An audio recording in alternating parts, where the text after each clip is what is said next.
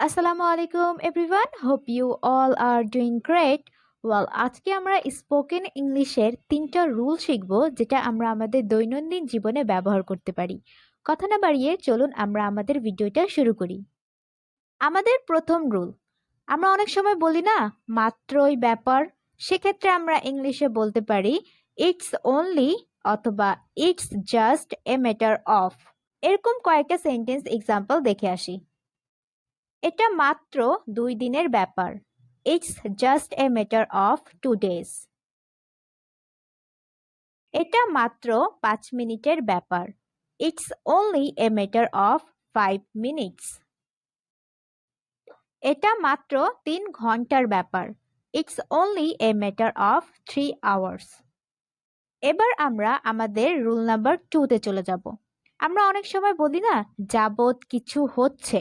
সেক্ষেত্রে আমরা have has been plus noun অথবা ভার্বের সাথে আইএনজি যুক্ত করে ফোর দিয়ে সেন্টেন্সটা গঠন করতে পারি। কয়েকটা সেন্টেন্স এক্সাম্পল দেখি। সে 7 দিন যাবত ঢাকায় আছে। He has been in Dhaka for 7 days। 3 দিন যাবত বৃষ্টি হচ্ছে। It has been raining for 3 days। 7 দিন যাবত তিনি খুবই অসুস্থ। He has been very ill for 7 days।